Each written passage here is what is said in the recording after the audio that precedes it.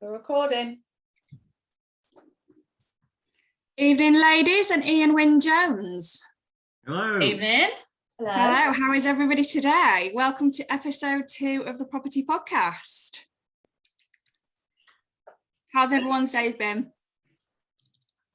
Mine's been good. I have done a property take on and I've agreed to sell, and then I've got a meeting with a developer as well. So yeah, good day. You, Linda? I've been busy also. I've had viewings, valuations. I've got, I think, 6 now offers on one of my houses. So I've got all that to sort out tomorrow. But all good, very busy, but good. How are you, Ian? Got 3 take-ons today and 2 other instructions, so 5. Wow. What? How long has January been? It feels like day 600 of January. It's been such a long month. I've had enough. I was just doing my figures and I think I've landed on 15 sales for this month and then 11 completions. I don't know how many take-ons I've had because I haven't figured it out yet. But no, it's been a really good start to the year for me anyway in this area. So obviously today we've got a guest appearance with Ian Wyn-Jones, the legend in his own right. Now we mentioned Ian last week on the Property Podcast, and kind of like the reason as girls have come on here is to have good, knowledgeable, but very real and relevant agents come and guest speak, about their experiences, what they found good, their difficulties, and Ian is, like I said, one of the legends in his own right. He is on that weekly board every single week for take-ons, for his pipeline, and just absolutely renowned in his own area. So today we really wanted to get him on board because Ian's not been going as long as me and Linda, but is absolutely superseded us in terms of his figures. So I want to tap into this little brain today and find out how, why. And, it's just incredible what you've been doing, Ian, and it's really interesting. So can you start off a little bit telling us about yourself and like your professional background, where you've come from? Okay, so I graduated from Nottingham, did my degree and master's in economics in Nottingham, moved down to Savills to work for them in Mayfair, Knightsbridge and Belgravia. And then moved then across to Dubai with Hamptons International, still the same brand under Savills, looking after sovereign wealth funds and stuff like that, surveying, and then did about 4 years in Dubai, 4 or 5 years in Dubai, and then moved back to London, missed sort of home a bit, so got relocated to Manchester, lived in Manchester for about 8 years, something like that, when my little boy was born. And then moved over to North Wales when my son was 6 months old, because I needed support from my parents because my son's mother passed away. So I packed up the bags and then became the area manager for Countrywide, covering North Wales and Cheshire, and then did a stint for 4 years with Purple Bricks. And then took a sort of a franchise with Easy Property, which was it was all right, but it was an eye-opening situation. And then was with them for about 2 years. And then bought myself out of the contract there to set up Ian Wyn-Jones with EXP now. And I just wish I joined when Adam first asked me, really. But hey-ho, well, that's me in a nutshell, really. So you sort of mentioned, obviously, you've done the self-employed thing before. So that transition from Purple Bricks over to EXP was probably slightly easier for you than it was for some people coming from fully employed. Yeah. How did you find that, going from self-employed when you was actually previously with Countrywide? Was it quite a hard decision to make that jump? Yeah, I'll be honest.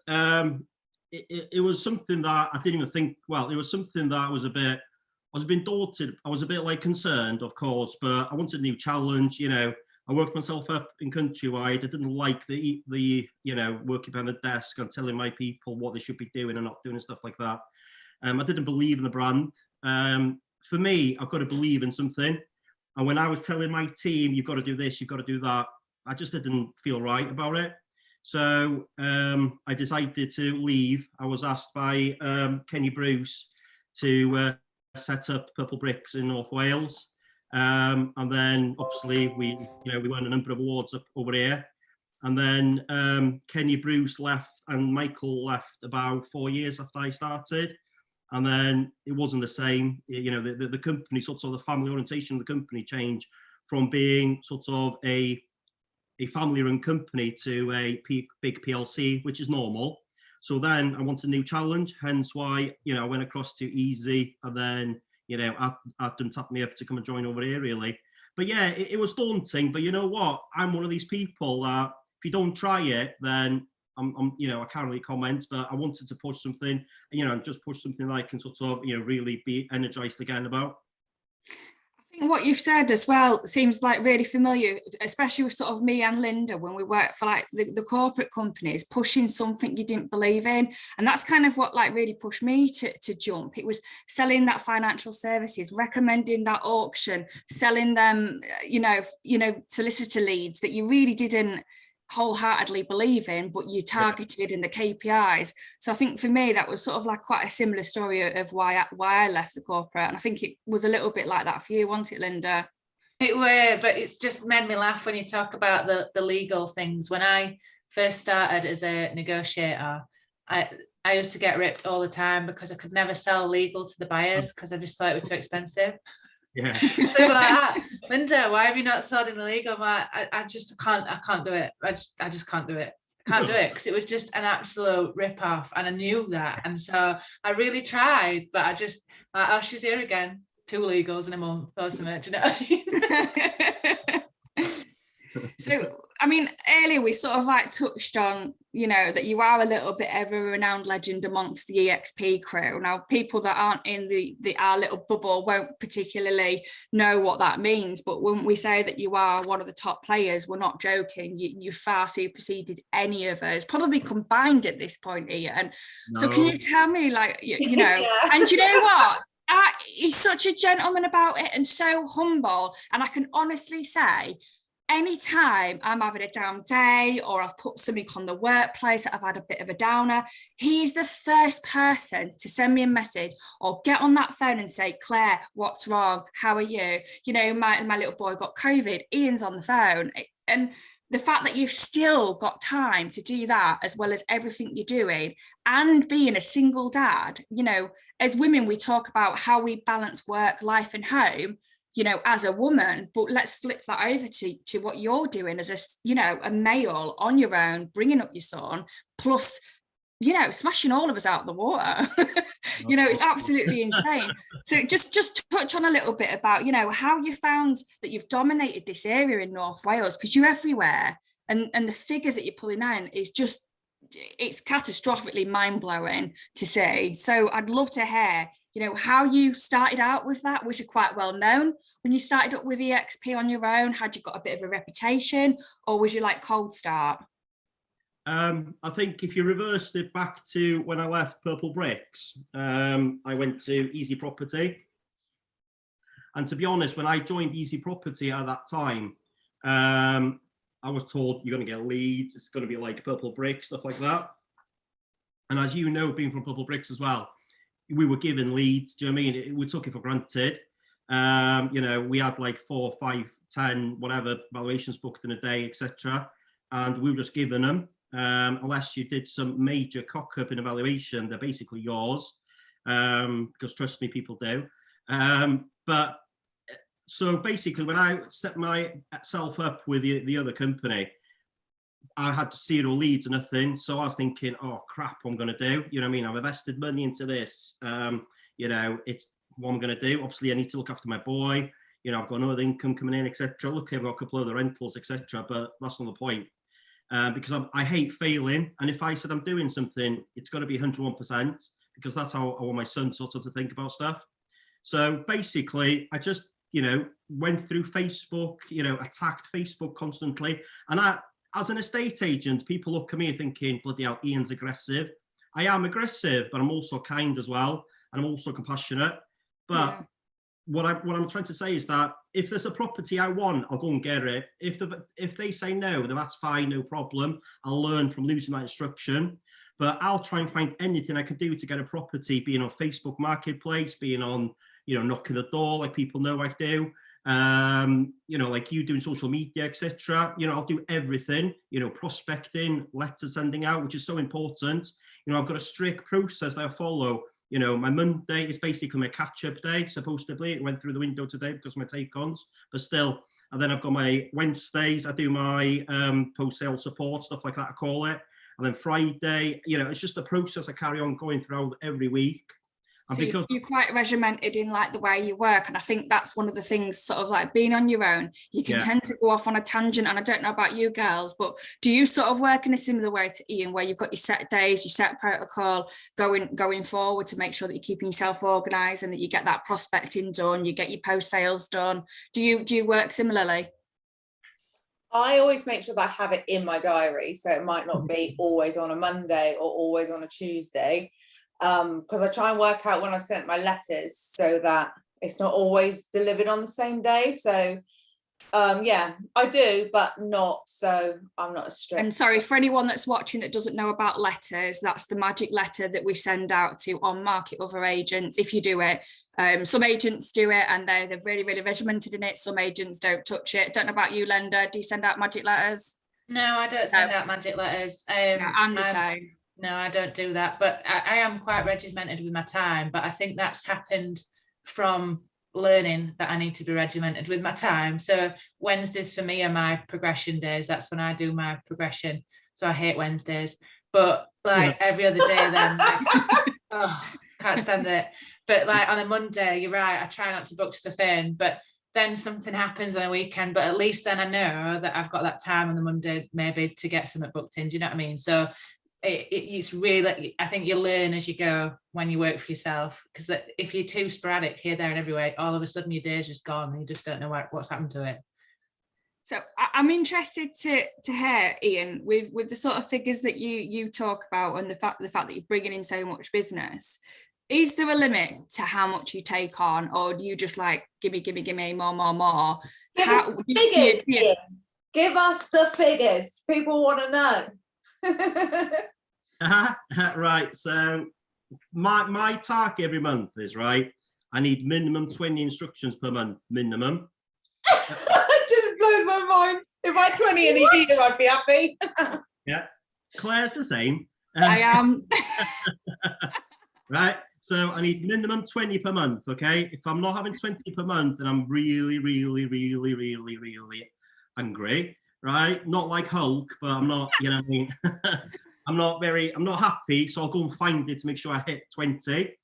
But, you know, probably my stop would be probably say if I've instructed 40 units per month, that's my stop. Because I can cope with that, because you know, Claire, you would know. And Ian, how can you cope with that? Do you have support? Do you have a little team? Are you completely solo? Talk to us a little bit about that, because Daisy's on her own, Linda's on her own, I have a PA. What do you have? Well, basically, people think, oh, Ian Wyn-Jones has got flipping half of Wales working from him, right? I'm not, because I'd be skint, but so basically there's me. I've got 3 viewing people does my viewings for me. And I pay them per viewing and mileage, etc. Every second viewing, I go to them. So if there's a second viewing, that I tend to go to them to basically close the deal. I book all the viewings in myself, because I need to know that A, what's your position? B, if you've got a house to sell, I need to go and see it. You know, the simple things. So I'm on the forefront of that, because I'm a bit of a control freak. I have got a PA. Who does my admin and stuff like that for me, but that's it, nothing else. I do my post-sale support, I do everything, because I'm, again, a bit of a control freak. As I look into this year compared to last year, so last year I think I hit roughly, I don't know, I think we instructed 300 odd units, roughly off the top of my head. I think, you know, those silly figures that we're looking at. This year I want to increase my property growth over here in Wales to about 400 units. And then I'll be sort of bringing my new people in, i.e., you know, my post-sale support people, stuff like that. I know we've got Abby now that I've spoken to a couple of times in EXP, and I am thinking about giving her some stuff for her to do for me. Because, you know, I mean, at the moment you can't get good sort of support people in terms of sales, pushing sales through, etc. But yeah, that's my team really. It's not that big, but it will No. be growing. And come on then, Ian. So you've been in business how many months now altogether?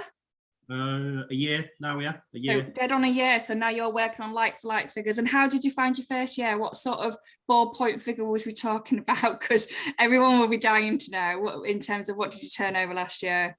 So last year we did 303 units. We sold 227 units. Wow. Fees wise, we were like going towards the 280, 290. I've had quite a lot of fees in now, so I'm back down to just 200 flat, even though I've been called 180. But my target is 500,000, and I will do 500,000 this year. And I just love that you are viciously determined. You know, it's unwavering, your focus, and it's absolutely insane. It's such an inspiration to see somebody who's so, that's my goal, I'm going to attack it, and literally no one's going to stop in your way. And I think that is so important, and it's so nice to get that. If you ever have a bad day in this industry, you just pick up the phone to Ian and he's just going to set you right back on track. And you can have people that aren't part of EXP ringing in going, No, having a bad day. no, fucking LinkedIn. Can I ask you a really personal question then, Ian? No. How do you find balancing? I'm going to ask you anyway. Come on, mate. How do you find balancing all of this and running a house and looking after it? You know, your kid, your boy, because you know, we all know that you're really besotted and you've got a brilliantly close relationship. How do you find that balance, you know, of juggling it all, which is stereotypically a little bit of a hardship that as women find? And So the dog. tell us Don't forget the dog. Oh, and a dog. Oh, let's just add a dog into the mix. So I've got a nanny, I've got a cleaner, I've got a gardener, I'm joking, I haven't, right? So I have. Yeah, but you're posh. No, but joking apart, my mum and dad, without my mum and dad, I can do what I'm doing here today. They've been since I had to move back to Wales for obviously, you know, for family reason, with my son. I had nobody. When I was in Manchester, there was just me and my boy, there was nobody else. So, you know, my world crumbled on, you know, just that one day. So basically, from that point onwards, I decided to move back to Wales with my boy when he was 6 months old. And he's now 15, bigger than me. Well, he thinks he is, but he is quite big, actually. It's my mum and dad, you know, without them, you know, they're retired now. My dad is an ex-accountant. My mum was a midwife, and they're both retired now. And my dad helps me sometimes with viewings and stuff, which is a nightmare because he thinks he knows better than them, which I only attend in the But what I'm trying to say is that without my family, I can do what I'm doing. You know, I'm really close to my brother. You know, he only lives up the road from where I live. My mum and dad lives literally 5 minutes around the corner. And then I've got a good network of friends and people like that as well. You know, for example, like tonight, I'm on this tonight. My parents, they're looking after Leo at the moment, even though he's 15, but you still need to watch him. And Bolt, my dog. And yeah, I do have a cleaner and I do have a gardener to hoover my artificial grass. But you know, I've got a good, you know, but to be honest, support network. Yeah, it's really good. But also, you know, when Ian Wyn-Jones you see in work is a totally different person to Ian Wyn-Jones, the dad, and the Ian Wyn-Jones that's at home, because, you know what I mean, I'm so laid back at home, it's like unbelievable. Whereas, but Ian Wyn-Jones at work, I'm like a little Rottweiler. Chihuahua, Leo says, so I'm going to have a chat with him. But it's like, I just want the best of everyone, really. And how I am with my boy is how I want everybody in EXP to look at me as well, because I'm so determined that if I can do what I'm doing here in little North Wales, well, oh my God, everybody could do it. And this one, it's like, you know what I mean? It's not rocket science what we do. If you've got the passion, then you're there. And if I can do what I'm doing here with the figures I'm doing, then each one of us in EXP can do it easy. I don't know. I don't think I can do that many units without having a breakdown. Yeah, do you know what I mean? But you don't have to. Do you know what I mean? You're like on the top end now of the market. you know, you only need 3 or 4 properties on a like 1.5% fee, then all of a sudden you're up there. You know, my market is basically from your 50 grand property up to your £2.5 million property. It's quite vast. However, you know what I mean, I want volume, so you know, I won't say no to nothing. Is that where you sit sort of comfortable, that middle market? No, mate, I'll go anywhere, to be honest. You'll take anything. Yeah, I don't care. So have you got anything that you would sort of change if you was to start this again, this process? Anything that you think, God, I wish I'd have done that differently? I wish I joined, well, I keep saying this to Adam. When Adam sort of set up EXP, I wish to join that stage before all this launched, because he tried to tap me up then, and I wish I said yes, but I didn't because I want to let my customers down. And also when I did join, it's just probably being a bit more organized and making sure that your back office is set up so smoothly that the rest is like, you know, because the first month when you join EXP, it's like, you know, boards, paperwork and all that stuff. But it's so important you get that right, because if you get that wrong, then the process later on, all of a sudden you're in month 4 and you're thinking, shit. Yeah. So, but to be honest, the help of Liv and, you know, all the other girls, you know, and Ad as well, you know, it's been fantastic. And that's the main thing, is make sure your back office is sorted and done more smoothly, really, for me. I think for me as well, I don't know about you girls, but that was something that, coming from an actual employed job into self-employed, that was the biggest learning curve for me. The accountant side of things, the going self-employed, tax registration, all of that I found really, really difficult and quite daunting. And it was hard because back when I joined, I'm one of the older ones, you know, like Linda is as well. There wasn't that real many people. There was no podcasts out there to listen about the good, the bad, the ugly, you know. So this is kind of like why we're doing this, is to give a little bit of light on the situation to anyone that's thinking about possibly going self-employed, but a bit scared to, because we're all very normal, regular people with families. You know, who's making this work? Proof's in the pudding, you know. Personal goals for this year, Ian, then, without obviously work, and we know you want to hit the 500,000, but what you want to do in accomplishing your personal life? You know what? I don't know. Because I'm very much work orientated. Obviously, I want my son to be healthy, my family to be healthy as well, and all my mates and my friends to be healthy. But yet my personal goal is like, maybe get a little holiday. Yeah, well, I'm off to Dubai in August, and then we're off again to New York in December, and then I might book something else as well. Vegas. We're going to Vegas. Oh yeah, Vegas. Oh yeah, EXP. Everybody do like a trip to Vegas every year. And last year I didn't go, and Daisy or Linda didn't go. You're hoping to go this year. That'll be a nightmare, won't it? If my husband lets me. What's your personal goal this year then, Daisy? Oh, personal goal? Yeah. See? Oh yeah, innit? I don't even know. Like everything at the minute, because I only started like in June, my whole life just revolves around working. Work. Yeah. Obviously my little boy, I want him to like be happy, and he's going to secondary school this year and that kind of stuff. But like personal goals, there isn't really that many. Just concentrate on.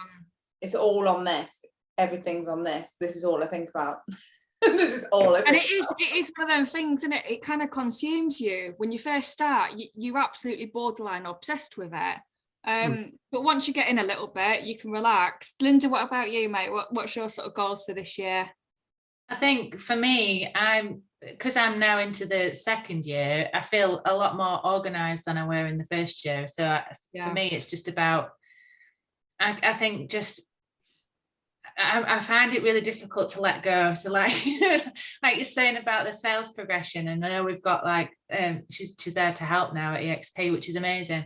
But it's stuff like that, which I know that I should kind of like help delegate, and I find it really difficult. So it's things like that for me personally that I want to achieve this year, is probably a little bit more delegation so that I can concentrate on the bits that I like. Do you know what I mean? Yeah. I'm terrified that if I let somebody else help me, then Yeah. Yeah, but I said that I was the same, and then I found Marie, and this girl has changed my life. You know, she's nothing short of a miracle sent by heaven. She actually, no, I'm not even joking. Like, without her, she's treated like a queen, an absolute queen. Whatever she wants, she gets, because she's made my life so much easier. That last year I was running around ragged. I mean, I was working 70, 80 hours a week. I went to the gym today, you know. Right. It's little things like that. So for me, my personal goal this year is to have a little bit more work-life balance. I'm established, doing well, the money's there, I've got over 100 grand in the pipeline. I know my targets of what I want to set this year. So for me personally, I'd like a little bit more of a shift of my work-life balance, and just continue to be that agent that people recommend and give a really, really good level of service. Yeah. And Ian is also a TV star, aren't you, in Wales? So you miss these things out. This doesn't just sell houses and have a son and a dog and run his own business. He's also on telly, which is mental. So we're just in the middle of filming the 4th series now. It's called Ar Werth, which means for sale in Wales. So it's like me going around all these houses and explaining to people what they should do, not do. And that it's helping me as well, but I've only just sort of gone into that more now. And also doing a BBC programme as well with my cousin, who's he's only playing for Wales. So yeah, I'm doing a bit of TV stuff. Yeah. Ian, where can I watch your show? I'm desperate to see this now. So it's on How can I find it? But it's in Welsh, so you have to put 888 or whatever it is now, subtitles. Yeah. Yeah, so it's called Ar Werth. I'll text you it. Yeah, because I'm not I'm not even going to try and pronounce that. Is that Russian? It's not Russian, it's Welsh. What would be your top tip, Ian, for anybody that's just joined EXP or thinking about joining EXP? What would be like your top tip for when you start? Don't be scared. And just get yourselves out there. But whatever you do, don't wait for that phone to ring, because it's never going to ring. Get yourself out there. There's so many people that is helpful. There's some people too helpful, but there is loads of people in EXP that can sort of go out there and help you. But make sure you just follow the process, and you're not throwing all the plates up in the air and waiting for something to land. Just make sure you do everything right, follow the process, and the houses will come on the market. But don't be scared, but also be proud that bloody hell, it's my name above the door now. Nobody else. It's my name, and that's it. I think as well to have a little bit of patience at the beginning, because it doesn't come straight away. You've got to have that little bit of patience and think, right, okay, I'm doing it, and just be consistent. Yeah. But equally, I know you guys do like loads of volume, but equally I don't, and I'm still all right in terms of like the money side of things. So like when I worked at the corporate, it were like, right, you've got to get so many on a week, blah, blah, blah, blah.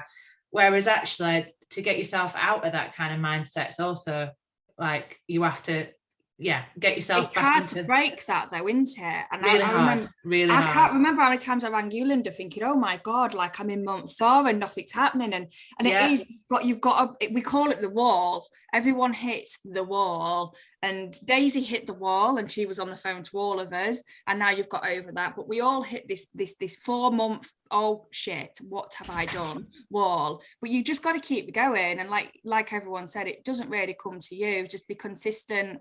I think one thing I would say is embrace the culture as well of EXP. I think people sometimes think it's my name, it's my business, I'm going to go and do it all on my own, and that's where you can really come up against it, because you feel alone. If you embrace the culture of it all, meet some absolutely talented, insanely gifted people that we work with, it can really, really help support you. So yeah, embrace the culture would be my sort of main advice.